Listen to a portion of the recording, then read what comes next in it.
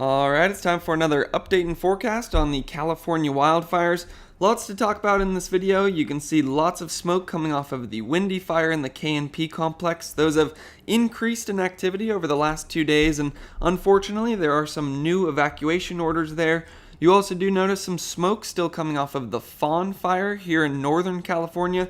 That has now destroyed 100 structures, and you can't see it on this map, but there is actually the potential for some rainfall towards the start of this next week, so we'll have to dive into that possibility as well. So lots to talk about in this video. We'll go over all the most important information, all the important updates, and then we'll also really dive into that fire weather forecast to see what these wildfires might do in the days ahead. So first thing that I do want to talk about though is the Windy Fire. That's most likely where your eye goes to first on this map, because that's where most of that smoke that we see in California is coming from. The Windy Fire down here, KNP Complex is just north of that. But we'll talk about them separately because there's lots of different information to go over. So one thing, actually before we dive into the maps, that I do want to point out is how much smoke we already have coming off of these fires, and it's still the morning. Now the reason for this is because there's very poor relative humidity recoveries last night, which means it just remains dry overnight, which allows that fire activity to continue at a time when you'd usually like to see the fires calming down. Now if we want to see where that natural color fire is right now, you can't see too bright of orange as of right now, so that's at least some good news. Not as much heat coming off of it, but again, we are still seeing some smoke, and as we get into the hotter, drier, windier parts of the day, which is usually around 3 to 7 o'clock, we will unfortunately see activity pick up on these wildfires down here in the southern Sierras to central California. So just zooming in, first just the overview of California, all the different things that we have going on. We've got the Windy Fire here, we've got the KNP Complex just north of that, and then we also have the Fawn Fire up here in Northern California, a bit hard to see right there, and then we also have that fire weather watch in place. You probably noticed that as well. It says that is in effect from Monday afternoon through Monday evening, which is about the same timing as our rain event. So that's where there's the two sides to that coin. The trough coming through can bring some increased winds, which can increase fire danger or activity, but there's also the potential for some rain, so we'll have to take a look at that. But again, just looking at the Windy Fire first here, I do always like to look at this map first. Again, with all the hotspot maps that I show throughout this video, take them with a grain of salt. It comes from satellite image detecting of the hotspots, so we've seen in the past how off this data can sometimes be, but it's the best that we have to go off right now, so we'll just have to go off it. So looking at this map, I always do like to look at this one first because it's the best one to see all the city names. You can see Quaker Meadow, Camp Nelson, Soda Springs, Redwood Corral, Pine Flat, California Hot Springs, Johnsondale right there. And the other reason I like to look at this one first is you can see where that fire perimeter was yesterday, or the most recent fire perimeter data that we have, where you see that red shading and where that red line is. And then you can also see where all those hot spots are. Now, the reason that's significant is because where you see those hot spots outside of the previous fire perimeter tells you where a lot of the recent growth has been. So, first things I notice, we have a lot of hot spots on this northern edge out here, up near, doesn't show it on this map, but that is Ponderosa up there, and then also down on the southern and western edge, but especially the southern and western edge. That's where most of this fire activity has been recently. And big thing I notice on this map is you notice that right there. That's what you call a spot fire, and that's what has been one of the big problems on the southern edge. If you don't know what a spot fire is, and actually the western edge as well, you can see that some of those spots extending all the way out there. And if you don't know what that is, it's basically where you get winds. It's able to pick up some of the burning embers that are taking place in the major blaze. The winds carry those burning embers, drop them into these critically dry fuels that we have. In a lot of these fuels, it's so dry, there's about a 90 to 100% chance of ignition once those burning embers get dropped into those fuels, and then they start their own little fires called spot fires. And then again, that's the reason those are so bad, is because it makes it very difficult to fight a fire. You can imagine if you're trying to have direct attack on the fire, putting in some containment lines, and you maybe have some good lines in place, and then it just spots over those. It's like the lines were never even there. So again, that's, I think, the big thing that I'm watching on the southern and western edge. And overall, I would say that's the area of the windy fire that I am the most worried about right now. Again, just to get the overview of some of the key spots that we're talking about in this video: Ponderosa, Camp Whitsett, Johnsondale, Fairview, California Springs, and then you could also see Pine Flat right there. And I think my main concern right now is Pine Flat. You can see that is the area of the fire where we've seen the most growth recently, and that is one of our spots where we do have a large amount of structures. So that's where this map ends up being a little bit more useful than that other one, because we can actually look at the structures themselves, and it also gives a slightly better idea of where a lot of that activity has taken place recently. And paints a very similar picture though. The hotspots on the northwestern edge, northeastern edge, and then that northeastern edge near Ponderosa, and then the whole southern and western edge is clearly the spot that has been the most active recently. Now again, take this hotspot data with a grain of salt. It's not exact. We've seen how far off it can be in the past,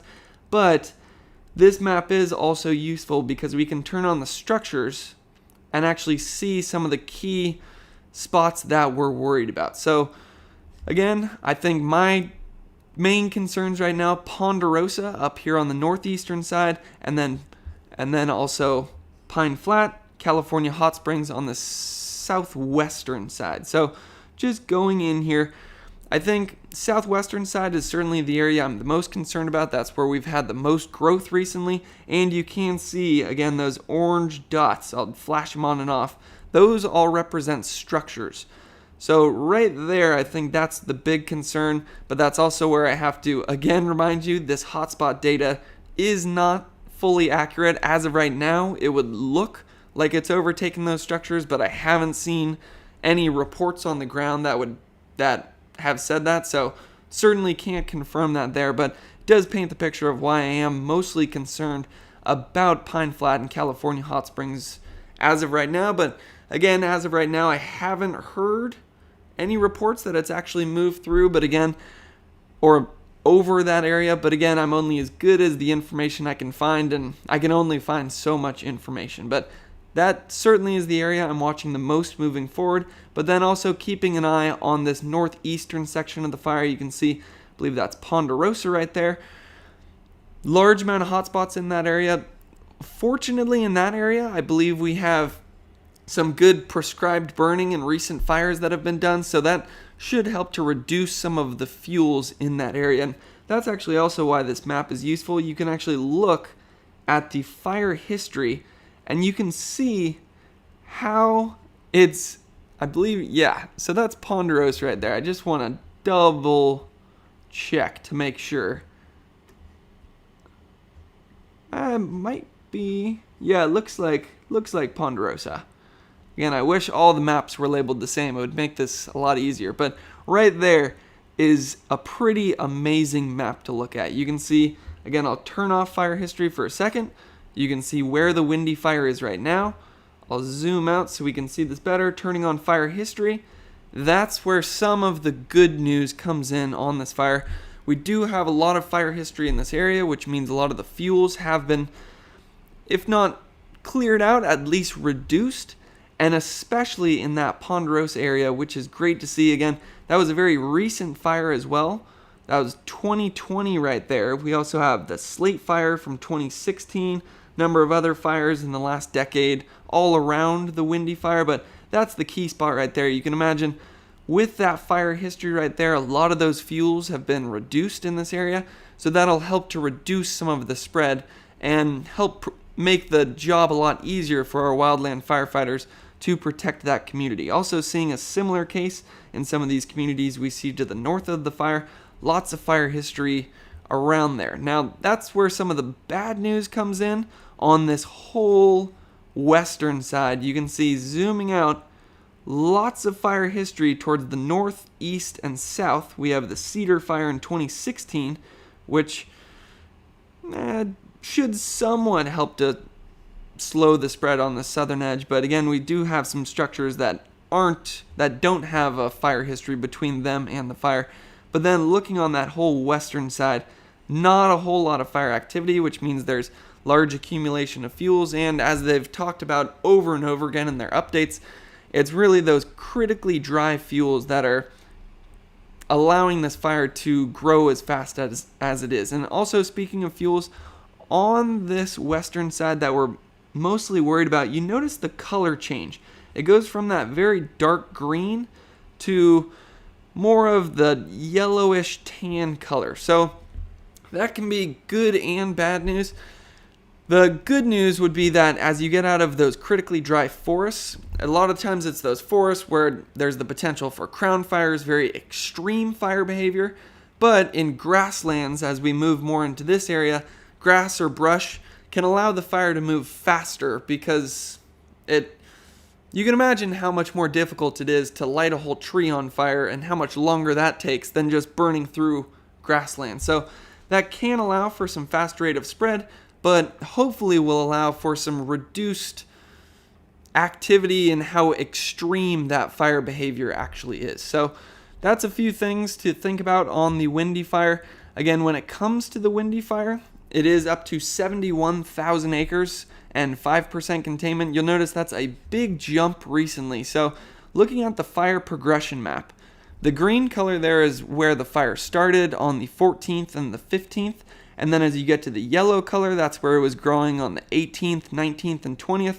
And then where you see that bright red color to even that burgundy color, that's where the growth has been in the last 3 days. And something you notice right there, I could zoom in to the date and growth in acres. We were under 10,000 acres throughout most of this fire's lifetime.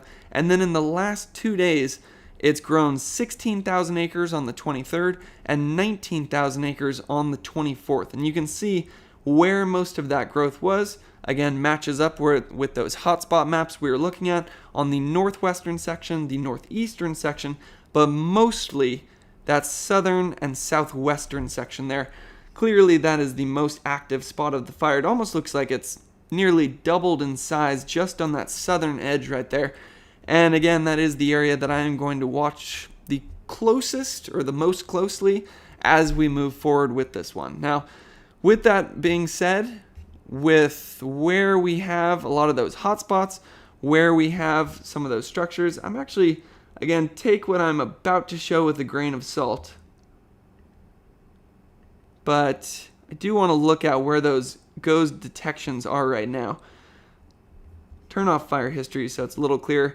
So this shows where the satellites are picking up live hotspots and paints a pretty similar picture. Northeastern section, it's really our main concerns right now. Northeastern section, southern and western sections as well, where the satellites are picking up some hot spot activity. But again, take that with a grain of salt. We've seen these hotspots be off by miles in the past, but does give a good idea of where the fire is currently putting off some of the heat and where we can expect to see some continued growth throughout the day today. So with that thought of continued growth throughout the day today, I think the big thing I'll mention is that there are some new evacuation orders and warnings in place on the windy fire.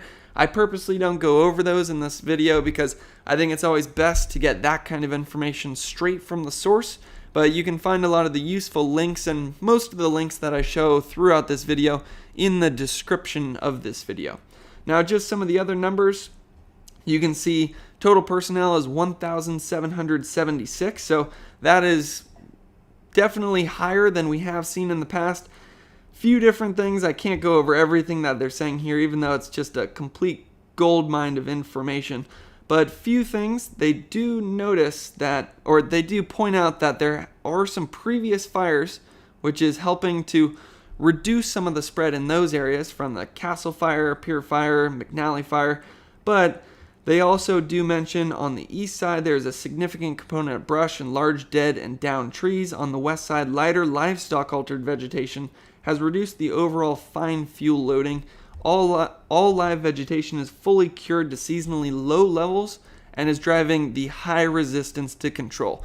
If you missed everything I just said, I think that last sentence is the most important because it sums up why this fire has remained so active. Very dry fuels. It's not only because of the current drought we're in, but just based on this entire season, very little rainfall this last winter, lots of different things coming together. We've also had some blowdown in this area where you get some winds that knock down some of the dead trees that have previously died from the last drought in 2011 to 2017. So lots of different factors all coming together to allow the growth on the windy fire. So that is certainly something that we are going to have to continue to watch as we move forward. Just the quick summary of the windy fire. Most of that growth towards the northeast, south, and west over the last couple of days. We have increased in activity in the last couple of days, and because of that, there are some new evacuation orders, so be sure to stay updated with your local resources when it comes to all that kind of information. And moving forward, I think the top spots that we're going to be watching are, again, Pine Flat, California Hot Springs, and Ponderosa, because that is where the most growth has been recently, closer towards those communities, and it's where we are currently picking up the largest amount of hotspots. So lots of different things going on in the windy fire. Because of that, we're going to have to continue to stay updated on that one as we move forward. And I'll do the fire weather forecast for all of these fires together at the end of the video because it's a pretty similar story for all of our fires, and it doesn't make sense to keep giving the same forecast 3 times throughout this video because there are the 3 main fires that we're talking about: the windy fire, the KNP Complex, and the Fawn Fire.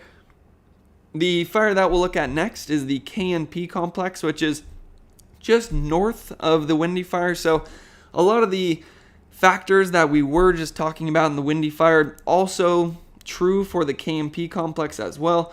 You can see, even though it's the morning hours right now, we do have a fairly large amount of smoke coming off it. That's because very poor relative humidity recoveries last night. Basically just a fancy way of saying it remained dry through the overnight hours, which allowed the fire activity to continue. And we're expecting to see another warm, dry day today, which will allow that growth that we've seen pick up over the last couple of days to continue throughout this afternoon and throughout the weekend as well. So just zooming up to the KNP Complex, let's get an idea of some of the key spots that we're thinking about. So we have Advance, we have Hammond, Oak Grove. I always stumble on pronouncing this one. Potwisha, Giant Forest Village, Pinewood. That's some of the cities around where the relative position of the KNP Complex is. Looking at the map, we'll do the same thing that we did for the windy fire. You look at where the fire perimeter is, where you have that red shading, where you have the red line, and then you try to look at where those hot spots are and where they're outside of the previous fire perimeter. That tells you where the most recent growth has been, and it looks like a similar story to the windy fire. We have some of that growth on the northern edge where you see those hot spots outside of the previous fire perimeter, and then also on that southern edge right there. So I think we'll be able to see that a little bit better on this map right here, because it actually, I'll turn off structures for a second, because it actually shows that bright red color where those more recent hotspots have been, and paints a similar picture, but just a little bit easier to see. Clearly, northern area of the fire and southern area of the fire is where the most activity has been recently. Interested to see where this is in regards to structures. So I think clearly 2 spots you probably notice right off the bat. First one is that cluster of structures right to the north of some of those hotspots. That's, again, where I have to remind you that take this hotspot data with a grain of salt, but it does look like we have a large cluster of structures right to the north of there, which is, again, where we have seen a decent amount of growth on the KNP Complex recently. But then I think my main concern is this southwestern edge for similar reasons to that southwestern edge on the windy fire. You can see recent hotspots, and that's where there's the largest amount of structures right there. Again, the structures are those orange dots that we're looking at. So one thing that we saw working in the favor of the windy fire was there was a large amount of fire history around the fire, which means that some of those fuels were reduced. And just looking at this fire right here, you notice that there's not a whole lot of fire history directly around the fire, at least not nearly as much as compared to what we are seeing on the Windy Fire, where it almost looks like the whole northeast and southern edges of the fire are completely surrounded by previous fires. But I was reading some reports that just because there weren't large wildfires in the area doesn't mean that prescribed fires haven't taken place. And as a matter of fact, there have been some prescribed fires for the KNP complex, and that has actually been one of the main factors that's been allowing it not to be as bad as it could have been if those prescribed fires hadn't happened. I think right there sums up what I'm trying to say pretty well. Continued protection and mitigation measures for all sequoia groves within the fire area. Again, this is one of the big stories. It's a lot of the giant sequoias, both on Windy and the KNP complex. You can see including the giant forest sequoia grove. You've probably seen the imagery of, I think it's General Sherman, is what they call the largest tree in the world, completely wrapped in foil. And that's one of, again, their first priority is lives and structures. I think second priority are those giant redwoods, but certainly on their top list of priorities. But I think this is a very interesting sentence right here. When attributes of fire behavior are favorable to the landscape, allow fire spread to aid in fuels reduction in and adjacent to the groves. So that might sound counterintuitive to anyone who maybe doesn't have a background in wildfire. Why would you ever want to actually allow the fire to purposely continue? But it's one of the best things that you can do to promote a healthy ecosystem, to clear out a lot of those fuels that have been building up perhaps over the last 100 years. And then it helps to reduce the risk of extreme fire behavior in the future. And we've actually seen that play out on some of these fires that we've seen this year, where there were previous fires or prescribed fire operations in the past, it significantly reduces how extreme the current wildfire is and also the overall damage that's done. If a wildfire just gently goes through an area, it can actually be beneficial to the ecosystem. So it's very interesting to see that's something that they're actually promoting on the KNP complex, allowing it to burn when the conditions allow for them to do that safely. But overall for the KNP complex, we have had a fair bit of growth recently, so it is up to 42,000 acres. You notice they don't put the containment number there. Usually that just means it's still at 0% containment, but we do have 1,729 personnel in this fire, so I imagine we'll be able to pick up some containment as we move forward. Now, perhaps the best way to find out how serious the situation will be as we move forward is to look at the actual WRF-SFIRE model simulation for the KNP complex. Again, this is one of the top wildfire models in the world. We run this out of the San Jose State Wildfire Research Laboratory, and it basically takes all the different factors that we've talked about, fuel, weather, topography, and simulates how the fire is expected to grow over the next 48 hours. And what really allows this model to stand out against a lot of the other wildfire models is it does a very good job of being able to simulate how the wildfire creates its own weather, like creating its own winds, and then how that will then come back and impact the wildfire. So without further ado, let's just press play and see where it's expecting to see that growth throughout the day today and then the day tomorrow. I want to make sure I'm saying that right. Yeah, so throughout the day today and throughout the day tomorrow as well, you can see right about there. So that's, oh, right, we're over here. So that's what it's expecting to burn until about 8 p.m. tonight. So just going back until about 8 p.m. tonight. Again, there's the clock right there on the bottom left where it shows the date and the time that we're looking at. And it's always useful just to scroll back and forth to see where it's predicting some of that growth. Looks like it's predicting continued growth on the northern edge, the southern edge, which isn't a big surprise because that's where all the hot spots are. And then also on that eastern edge right there, it looks like it's predicting a little finger extending out right there, where you can see some easterly, it's expecting some easterly winds, or westerly winds, winds from the west to pick up this afternoon and allow that little finger of growth right there. And we'll take a closer look at that in a second. But first, it should continue all the way through tonight. And yeah, so it's that eastern side that looks like it's showing the most activity tonight. So we'll just zoom into that area and try to get an idea of how those winds are pushing that part of the fire forward. So you can see right there where those easterly winds come in, or I gotta stop saying that, where the winds from the west come in. I'm confusing myself with that. Don't know why westerly winds come from the west. So that, to clear that up. So right there we have westerly winds, and that right there, you can imagine, it's pushing the flames forward, it's providing more oxygen to the fire. In some cases, it can also lead to some spot fires, although this model doesn't take into account spot fires yet. It's one of the main things that we're trying to add over this next year. And then you can see where those winds align. That's where it does predict the most growth right there. But overall, for the KNP complex, predicting continued growth on the northern, southern, and eastern edge, but overall not really showing anything too extreme. And I think that'll make more sense when we get to the fire weather forecast, where we're not actually expecting any of those 35 to 45 mile per hour wind gusts, which often are necessary for those very extreme fire days.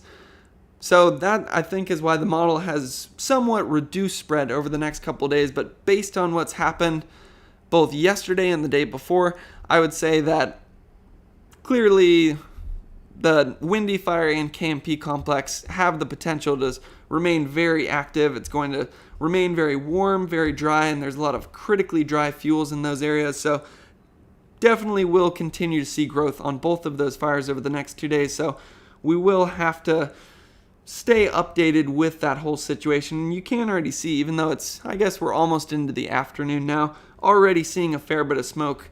And it's just going to get warmer and drier throughout the day today, so we'll likely see fire activity pick up there. So again, if you're local, make sure to stay updated with all the most recent evacuation orders. Now, you may also notice this little area of smoke in Northern California. That's still some of the smoke coming off of the Fawn Fire. Looks like it's much reduced compared to what we had seen in the past, but again, part of the reason for that is just because it's still pretty early in the day, and on basically all the fires that we've seen this year, they seem to pick up around 4 to 8 p.m.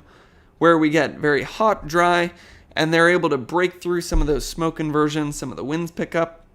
So seeing some smoke on the Fawn Fire right now, but likely will continue to see more as we move through the day today. Just looking at the Fawn Fire, we'll just zoom on up there. Do a quick drive-by of the Caldor Fire. Still seeing maybe some hot spots right there, but certainly not as much as in the past. So again, can only focus on so much, so I'm focusing on the top 3, I think, priorities as of right now, based on current activity and future threat.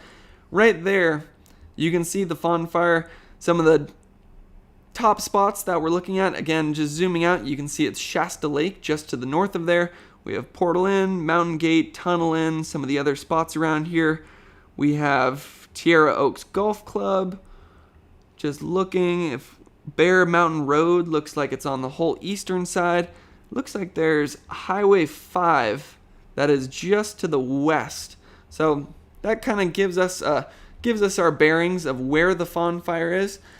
A better way to actually look at this fire is to look at the Google Earth imagery, because again, you can see 5 right there, Bear Mountain Road, and then you can also see Shasta Lake just to the north. Now, one thing that I will point out is where you see that yellow color right there, that's where some of the less intense heat was. Where you see that red color is where some of the more intense heat was, so likely where the most growth has been recently. So the key thing that I look at on this map is where you can actually see that red growth. Tells you where the majority of that heat and the growth has been recently. Where you see just yellow, that means that the fire has likely stopped advancing as much in that area. So for example, right down here. You can imagine that since we're just seeing the yellow right there, not much red, it looks like the fire has slowed down in that area. But if we zoom in right here, you can see that this is an area where the fire does appear to be backing down, and I believe that's towards Bear Mountain Road right there. Let's see if we can see what little town this is. Jones Valley right there. So looks like the fire is backing down towards Jones Valley right there, and then you can also see a fair bit of growth on the western edge, getting a slightly closer to 5. Let's see what the topography is in this area. Again, it looks like it backed down that area right there. Does look like we have some structures right there. Again, sometimes the better way to see where the structures are is actually looking at this map right here. Turn off fire history. Computer going a little bit slow right now, but do have about 20 tabs open, WRF-SFIRE and Google Earth. So lots of different things the computer's trying to do. So just bear with me for a second here. And there's the Fawn Fire. Again, that paints pretty good picture to what's going on the Fawn Fire. Most of that growth towards the north right there. That was kind of the point we were getting to in that other map. Doesn't look like as many hotspots on that western, southern, or eastern edge recently. Maybe a little bit on that western edge right there. But you can see, again, where those orange dots are. That's where the structures are. There is some concern on the west there with some of the growth that we have had recently. I haven't seen a report on exactly what's going on that western side yet. But you can see large amount of structures all around the south there. So great to see that the hotspots have been reduced in that area. Clearly, though, most of the growth has been towards the northeast. And just, again, take this with a grain of salt, what I'm about to show you, but looking at the live GOES detections, does look like the satellites are only really picking up heat in that northeastern section of the fire. And again, take that with a grain of salt. I know this map makes it look like it's over that cluster of structures right there, but the satellites always overestimate how much fire is actually on the ground. But it is just useful to be able to see where some of that heat is coming off of the fire right now. So again, I think the key spot to think about is that northeastern section, because make sure we're looking at north right here, because again, that is where most of the growth has been recently, where most of the hotspots are, and where, again, let's look at how many structures we have in that area. It does look like there are some scattered structures around the lake. I'll actually just turn off fire activity for a second, so you can see where some of those clusters of structures are. Not a big surprise. Usually there are just looking right there, I think that basically paints the picture of what we're talking about, where the growth has been recently, where we had a bit of a run yesterday going up right here with some of the winds that allow that. And then also, fires do like to go uphill. The reason for that is they're able to preheat some of the fuels in the area, or preheat the fuels above the fire, so that when the fire actually gets to those fuels, a lot of that moisture has already escaped from them, and then it's able to just grow a lot faster than it otherwise would. So overall, I think the key spot that we're going to have to watch as we move forward on the Fawn Fire is that northern edge and the northeastern edge as well. Now, when it comes to the Fawn Fire, just looking at the numbers, it's at about 7,544 acres, 10% containment.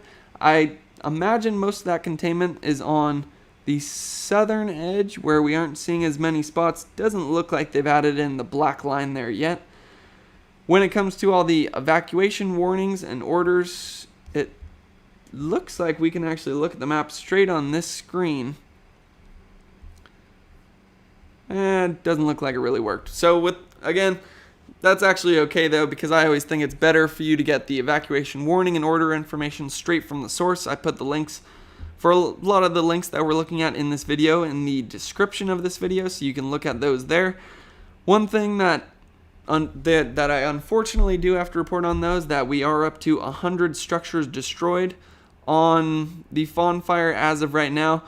Again, we don't actually have the damage assessment map yet, so I can't actually confirm where those structures were destroyed, but you can see where we have some of those orange dots underneath the fire perimeter.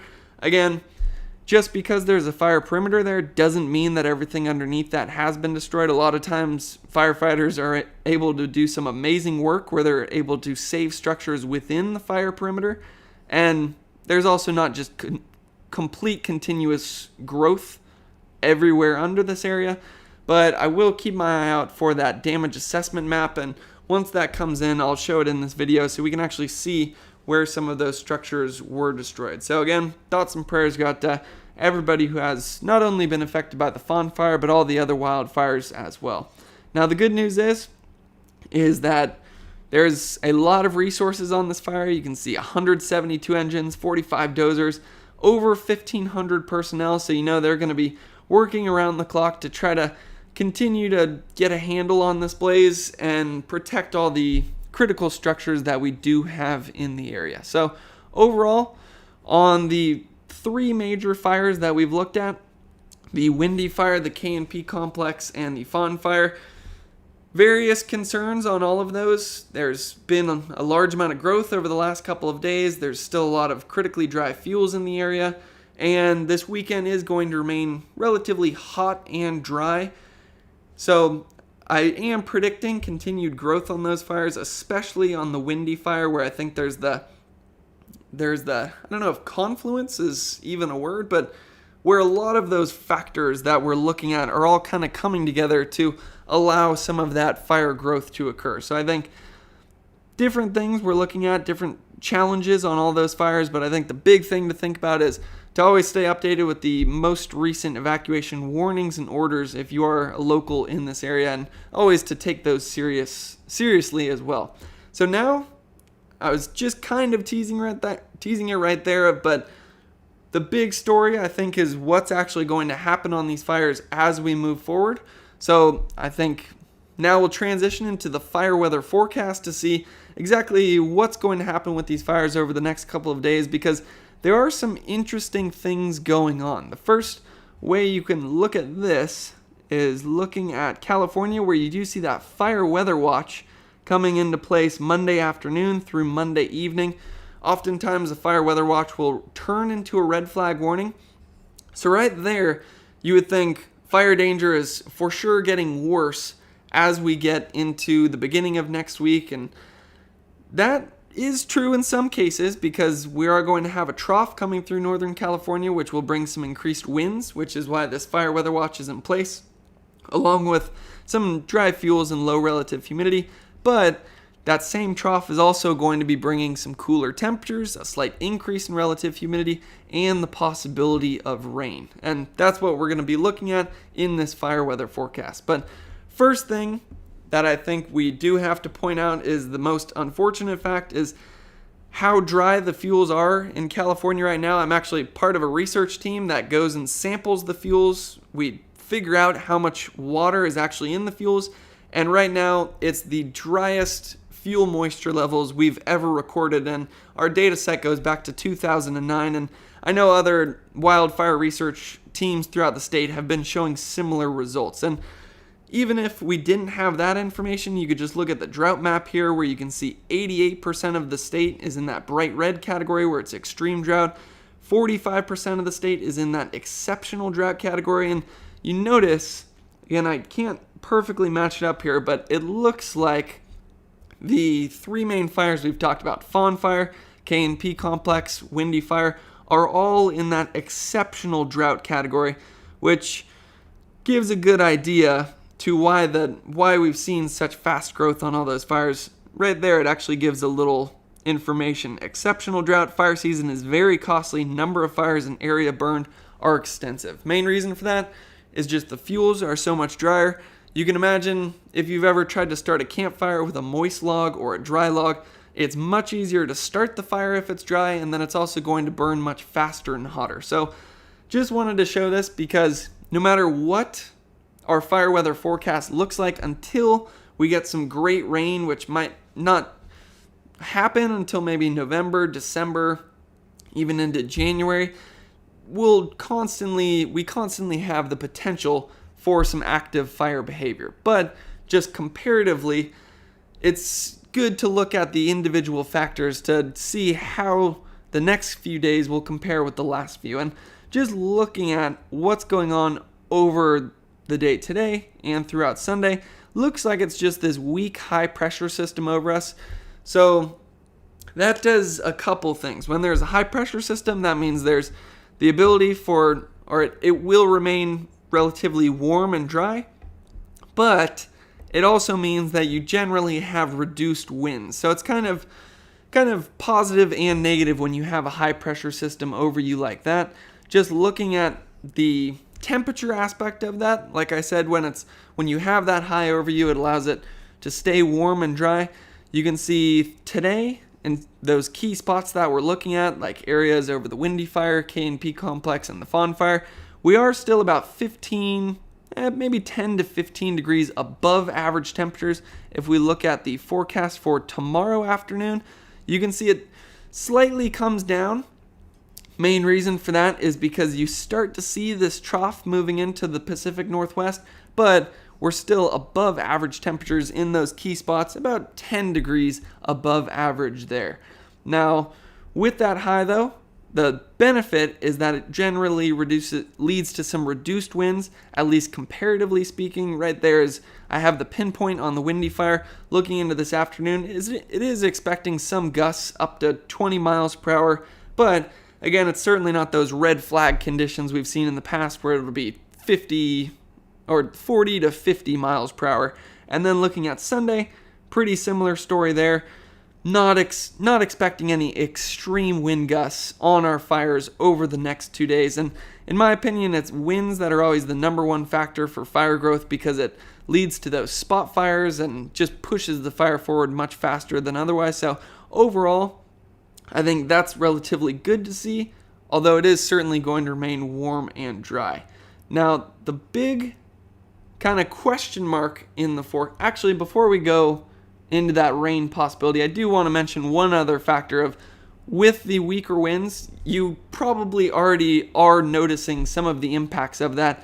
With the weaker winds, you don't have those winds just blowing off into Nevada like you usually see. A lot of times we look at this satellite imagery and you have the smoke coming off of the wildfires and the smoke's just getting blown straight into Nevada, which I know people who live there just probably can't stand it. But looking at the map right now, you can see a lot of that smoke is just settling down over the fires and even moving up all the way into the Bay Area and Monterey Bay as well. So that is because of that high pressure system moving in with those weaker winds. The smoke doesn't just get pushed out of California, and instead it settles down over us. So because of that, we do have some pretty bad air quality, especially over the Windy Fire and the KNP Complex. So you can see that bright red category, which shows unhealthy air, and then directly over the fires, we have that very unhealthy air. And just looking at the satellite imagery, it does look like it's already spreading throughout California as of right now. If we want to look at the forecast for that smoke, we can look at right here, where throughout the day today, we're expecting to see even more of that smoke reach up into the Bay Area, where some of that unhealthy air quality spreads out. Again, the big reason for that, with weaker winds, it allows that smoke just to settle down and stay over California instead of just being blown out. And it looks like there was one, you might have missed it, but going into Sunday afternoon, it looks like it's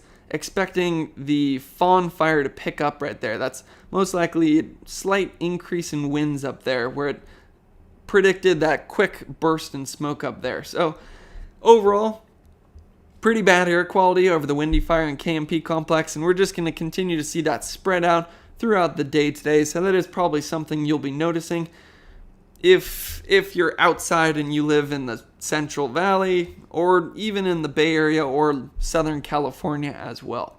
So again, just getting back here, now I think it's maybe the moment everybody's been waiting for. We'll look at that possibility for some rain coming in on Monday. So right there, you see the trough coming in. And first thing that I do have to point out is, you notice how close those lines are together. Those are called isobars, lines of constant pressure. the closer those are, the windier it's going to be. So that is one danger that we have to think about when it comes to this trough as it moves in. I'm just going to say this now so that I can focus on the good news for the rest of this video. But with that trough moving in, it is going to bring in some gustier winds. So there is already a fire weather watch in place throughout much of the Sierras, and we'll just have to continue to watch that as we move forward. But with the good news, as that trough comes in, it is going to be bringing some cooler temperatures, an increase in relative humidity, and the potential for some rainfall as well. So just looking at the cooler temperatures, we can go into Monday afternoon where you can see it significantly drops down. There are still some spots in California that are seeing some above average temperatures, mostly down in Southern California. But then getting into Tuesday afternoon, you can see almost all of California is actually transitioning to below average temperatures. So that's some great news right there. With cooler temperatures, you typically get an increase in relative humidity, which is two of the main factors of wildfire. Now, again, the downside is the third major factor of fire weather, which is the extreme winds, and you can see that those are expected to pick up as this trough moves through, getting some gusts back up to 35 to 45 miles per hour. So we'll have to stay tuned to see if a red flag warning pops up in that area. But again, now we're getting to the season when we might have to actually add a fourth factor to those main things that we look at in fire weather, and that is the potential for some rainfall. So just clicking through here, first thing you notice is actually some of that potential rainfall in Southern California. We do have some monsoonal moisture moving in from Arizona, but what we're mostly looking at is Northern California here. And first thing I notice, not nearly as widespread as what the weather models were predicting a few days ago. So again, I will put a disclaimer on this. Weather models change constantly up until the event itself. I usually don't trust a weather forecast more than 3 days out. This is a pretty good indication why. A couple of days ago, we had over an inch of rain forecasted for almost all of Northern California. Now you can see it has been pulling back to be a much more northern event. The big reason for that, originally we were seeing this trough drop all the way down almost to the Bay Area, but now it looks like it's just kind of scraping the Oregon border, so that rainfall has moved up to the north as well. Just looking at the exact timing, looks like it's off of the coast of Northern California 5 a.m. on Monday, and then starts to move into the northwestern parts of California by 11 a.m., and then spreads out and looks like it's moved into Nevada by 5 a.m. on Wednesday. And maybe the last raindrops falling on California 11 a.m. on Tuesday. So overall, not nearly as much rain as we were predicting originally, but it's at least good to see that there's some rain still in the forecast, and we are predicted to get the cooling temperatures and increase in relative humidity no matter what happens. I would say that's a guarantee. The question mark is just going to be on how much rain we end up getting. So I think that'll be one of the key things that we follow as we move forward. But then we're also unfortunately going to have to keep an eye on that fire weather watch to see if it turns into a red flag warning. So just a quick summary on the fires that we've talked about. Again, the windy fire, I think this shows what's been going on in the windy fire the best. Lots of growth over the last couple of days. You can see shown in that bright red to dark red color, where on the 23rd we had 16,000 acres burn. On the 24th we had 19,000 acres burn. Because of that, the windy fire is now up to 71,000 acres. And unfortunately, it is burning, and it is burning close to and expected to continue to grow towards some of those key areas that we are worried about. Again, I think right there could maybe show best what I'm trying to say. Ponderosa is one spot I'm watching as the fire does continue to see some hot spots on the north. The good news there is that we have had a large amount of fire activity previously that have hopefully helped to reduce some of the fuels in that area. I think my main concern when it comes to the windy fire is the whole California Springs area, because that's where we've had, again, most of the growth recently, and that is where we have a large amount of structures and the potential for more growth as we move forward, and there are some new evacuation orders in place. Now, when it comes to the KNP Complex, you can see just north of the Windy Fire, already seeing some smoke coming off of that right now. Another fire that we're going to have to keep a close eye on. Good news is it does sound like they have been making some progress on this one. You wouldn't guess that because we're not seeing any containment, and it is up to 42,000 acres, but it sounds like they've done a pretty amazing job at protecting a lot of the structures and critical resources in that area so far. So hopefully some of that progress continues and they're able to take advantage of the lack of winds over the next 2 days, and then the cooler temperatures and the increase in relative humidity towards the start of next week. Now, when it comes to the Fawn Fire, again, we looked at this map for the Fawn Fire. Most of that growth and where the current hotspots are on the north and northeast of that fire. So I do believe that's going to be this area that we watch the most closely as we move forward, and we'll just have to really keep an eye on what ends up happening there once those winds start to come in with that trough moving through Northern California. Again, as that trough moves through, it does have the potential to bring some winds, so we're just gonna have to see, especially on the Fawn Fire, whether that trough reduces fire behavior because it maybe brings in some much cooler temperatures and perhaps brings in some rainfall as well, or if it actually ends up increasing fire activity because it brings in some gusty winds. So I think that's a big thing that we're going to have to watch as we move forward. We'll continue to watch all these fires as well as all the other wildfires going on in California through the rest of the season. Overall, a huge thank you to all the wildland firefighters out there. Thoughts and prayers go out to everybody who has been affected by these wildfires, and lots of things to stay tuned as we move forward. That potential rain event, the potential red flag warning as we get into Monday, and that continued growth on especially, I think, the Windy Fire. That's the one where I'm watching the most closely as we move forward. So if you want to stay updated on that, you can subscribe to this channel where I make these videos as often as I can. Again, I used to try to do these every single day, but I am currently wrapping up my master's thesis that studies wildfire. So that right now, unfortunately, is my top priority, but I will continue to do these videos as often as I can. So hopefully this video is helpful, and I'll see you all next time. Thanks for watching.